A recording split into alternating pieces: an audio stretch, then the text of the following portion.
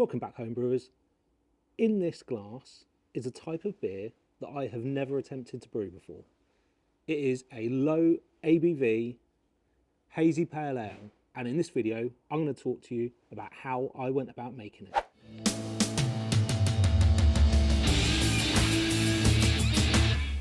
Martin, how are you? Oh, great, James. Good. I have a beer here for you to try. Okay. In front of you, you will find a malt Miller glass with some alcoholic beverage in. Pick it up and have a little go. Certainly smells good. Smells hoppy. Yeah. You know me, love my hops.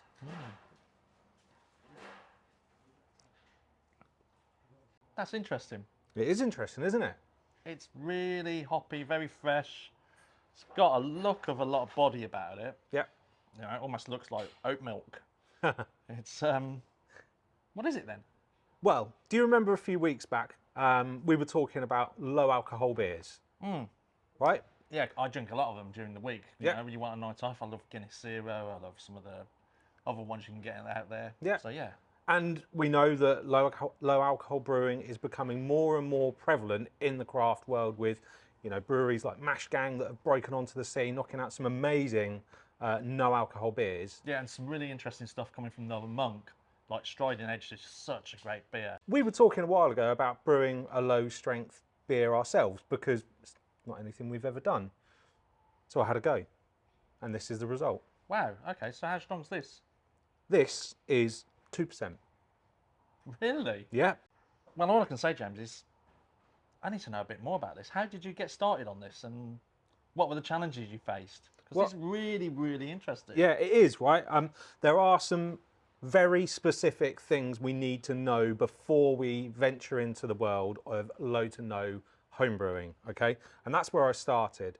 A few weeks back, Rob and I went up to spend some time with the team up at Brew Lab, and actually we were talking about beer. We had lots of conversation about beer and yeast and all this kind of stuff. And actually something they said to me was that for the homebrewer, low strength beer, you need to make a clear decision that you are not going to be brewing no alcohol beer, okay? What's that? Well, beer is naturally an inhospitable environment for contamination, okay? There's three factors that come into play. One, it's acidic. Two, you have hops in there, and hops provide antimicrobial protection. Yeah. And then the third one is alcohol, okay? So all of those things mean that beer is inhospitable for most kind of things. That's not to say your beer can't become contaminated, but it does limit the chances.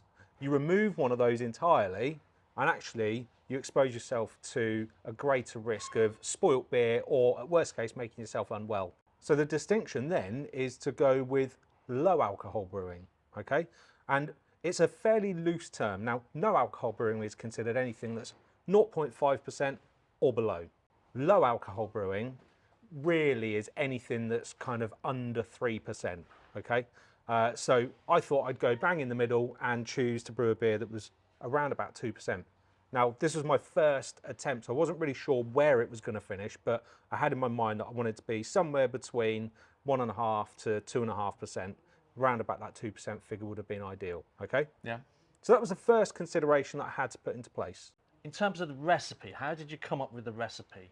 Yeah, so recipe consideration then really comes into play. And it's the thing that struck me is it isn't quite as simple as just, you know, brewing the sort of beers that we've brewed in the past, hazy pale ales or IPAs, because you have to try and make this balance between unfermentable sugars, not too many fermentable sugars, a small grist, and one of the goals that I really wanted, which was to end up with a beer that looked and drank as close to something bigger and thicker and hazier like the beers that I know and love.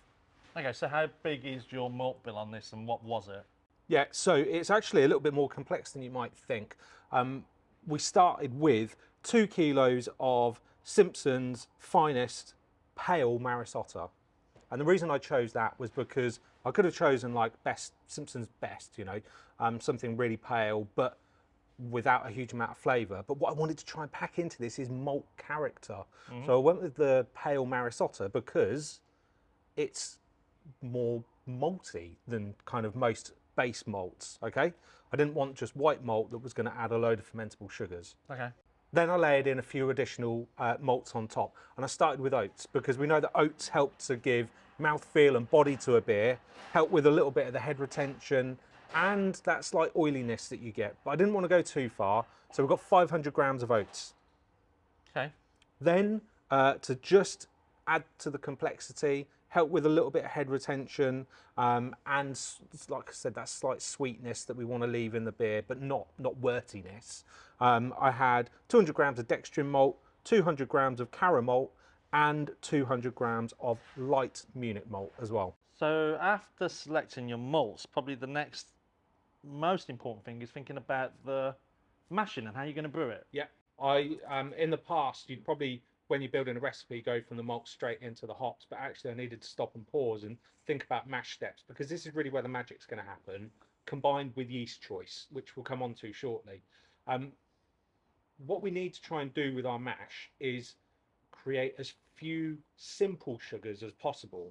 Now, we'll know that when you're mashing at sort of 63 upwards, you're in this range of fermenting short chain sugars that the yeast can easily chow down on. Yeah. And as you get hotter with your mash, you are producing longer chain sugars. Yeah. Now, what the goal here was to create as much maltose as possible in my wort. So I was mashing at a really high temperature, 72 degrees, and for 30 minutes. So not for the sort of 60-minute period that maybe we're used to, partly because of the size of the grain bill, but also we want to limit conversion, okay? Yep. So your grain bill size is limiting the amount of sugar you can convert, and then mashing at that higher temperature is the one that's going to make it complex sugars that aren't going to change. Yes. Okay. In essence, we're throttling the yeast's opportunity to create alcohol, okay? But all the while, because we've created these longer chain sugars, we're retaining some body, we're retaining some of that haze, and we are ending up with a beer that feels in the mouth bigger than the sum of its parts. Okay. So then have you got to select a specialist yeast, or is it because you've got the complex sugars you can choose any yeast you like? No, not necessarily. You can't choose just any yeast you want, because some yeasts are far more adapted at chowing down on longer chain sugars. What we need to do is select a yeast that is, well, actually, the easiest thing to do is look for yeasts that have low attenuation. Yeah. The attenuation range that we give on all of our yeasts, that's a really good indicator of how effective your yeast choice is at munching down on those long chain sugars. One thing that is available to commercial brewers is specialist yeast types specifically for no alcohol beer. At the moment, those aren't available to home brewers, and there is a very good reason for that. It's the one that I talked about earlier about the safety aspects of it, trying to prevent creating a drink that's going to be potentially damaging or make you unwell or just not taste any good. Okay. Yeah. So what we're looking for is a yeast that has low attenuation and that can still convert enough of the sugar to alcohol so that we end up with a beer that we want to drink. There's a few of these types of yeasts available. The one I chose to use, because it's a yeast I've used before when I've been brewing these style of beers, is Fermentis S33. Fermentis S33 has a very wide application, but the best thing about it is it does offer some fruitier notes and esters, and it's going to leave a really good stable haze in the beer, as you can see, right? Those were the considerations that we needed to take into account for limiting our beer's ability to ferment right out, okay? And actually, my starting gravity for this beer was 1030, and I finished at 1014, which was bang on 2%. I think, if I was going to do it again, I'd probably want to try and finish a little bit higher, maybe 1016 or even 1018. But as a first attempt, the way that's worked out has been really, really positive. I think it's brilliant. And I think what it does show is by actually doing the research and doing the work, which I know you've probably done for this, and actually then understanding the elements, and actually you're almost throttling the beer by design, that you can create something amazing and get it right first time. all of those little parts added up to what's in the glass, the taste, the flavour, the colour, the ABV. I also said it was very hoppy though, and it smells really hoppy as well as tasting hoppy. You just run through what you did with the hops, and was there any special considerations you had to build into the recipe? Absolutely. You know me, Martin, I love a hoppy beer, and I didn't want to compromise with this recipe. So we've got 6 grams of Magnum that went into the boil at the very beginning just to add our bitterness, and that gave us about 30 IBUs. Depending on your preference, you could dial that up or down a little bit, but you do want some bitterness in there, just to add to that complexity of what's going on in your mouth. Okay. The next thing that I needed to do was focus on whirlpool additions, probably more so than dry hop. Okay. And the reason for that is that you get a huge amount of aroma when you whirlpool. That's predominantly what you're doing. You're creating aroma in your beer. And well, you said it when you brought the beer up to your nose, it is very pungent, complex. Yeah. And the reason for that is that I used 50 grams of Columbus, which is actually one of my hops of the moment. I'm really enjoying Columbus and using it in some beers. And then the other was Galaxy. Oh, Now, I can spot that. yeah, now I wanted kind of citrus notes, but also wanted that big, bold kind of onion, kind of slightly savory thing that you get with Galaxy. I really enjoy it, especially when it's balanced, like I said, with something citrusy. I had 50 grams of each in the whirlpool. I left it to whirlpool for about 30 minutes because I really wanted to get the most out of those. And then after fermentation had finished, which actually happens really quickly with these beers because you're not talking about a huge amount of ABV that you're trying to get out of the beer. I then dry hopped with 30 grams of Nelson and another 50 grams of Galaxy. So just to kind of build up that flavour as well. But actually, in the past, I would dry hop maybe twice as much as that normally. Yeah. But you do tend to need a balance with a beer that's got less alcohol and slightly less body. If you go too big on the hops, it's just going to taste like hot water. So minimising the dry hop, focus on the whirlpool. What about fermentation temperature? Did you have to do anything special with that? No, no, just standard range for that yeast. I think I fermented at 19 degrees. It was done in about 3 or 4 days. I then raised it for just a day or two because there was a little hint of diacetyl. That quickly went, then moved on to dry hopping. Sounds really easy, as long as you do the work and plan out what the recipe is in advance. Are there any limitations in terms of beer style you could do this on? No, there isn't. I think with everything when you're homebrewing, trial and error, having a go, doing your own research. This is only the first low ABV beer we've done of a style that we know and love. So I think that you could absolutely have a go at making plenty of beers in this category by deploying the same tactics and just then thinking about, what's the flavour you're trying to achieve. If you maybe wanted to do a bitter, but a sub 2% bitter, you might want to think about, really building in more crystal malts and that kind of stuff to leave you with that, like that body and the sweetness that you would ideally want. You might want to think about the hop choices you use and go for something really nice and floral and light, something like Mystic or Harlequin, one of the newer types of hops. Mm-hmm.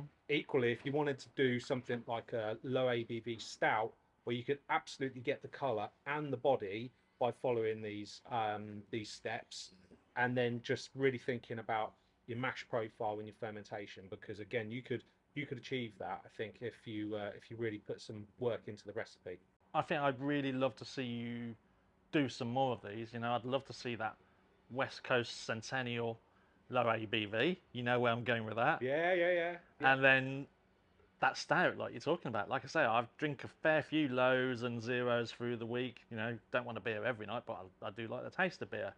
And then I'll help you drink some of these cakes that you produce. Well, I look forward to seeing what you think of them. Anyway, cheers. Cheers. Well, there we have it, folks. My first go at brewing a low strength beer, I have to say, has been a real success and I'm incredibly proud of it. Yes, there might be a few things I'd tweak for the next time I brew this beer, but that's what homebrewing is all about, right? The journey isn't over here though. This recipe is going to be available for you to have a go at brewing at home, making your own tweaks, amendments, or playing around with the recipe.